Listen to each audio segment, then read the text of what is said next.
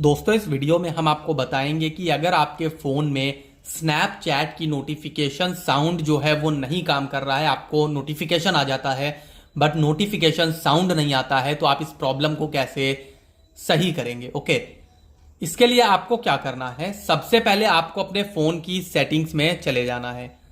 Settings में जाते ही आपको इस टाइप का इंटरफेस मिल जाएगा। यहां पर आपको नीचे की ओर स्क्रॉल करना है। नीचे की ओर स्क्रॉल करते ही आपको एक ऐप्स का ऑप्शन दिखेगा, इस पर क्लिक करिएगा। उसके बाद मैनेज ऐप्स पे क्लिक करिएगा। मैनेज ऐप्स पे क्लिक करते ही ऐप्स की लिस्ट दिख जाएगी। यहां पर आपको स्नैपचैट ढूंढ लेना है, कहां पर है स्क्रॉल करके ढूंढ लीजिए या फिर लिख करके सर्च कर लीजिए। ओके, इसके बाद आपको उस पर क्लिक कर लेना है। उस पर जैसे ही क्लिक करेंगे तो इस टाइप का इंटरफेस मिलेगा। यहां पे नीचे की ओर स्क्रॉल करिए और नोटिफिकेशंस पे क्लिक करिए। जैसे ही उस पर क्लिक करेंगे तो आपको एक ऑप्शन दिखाएगा अलाउ प्लेइंग साउंड का।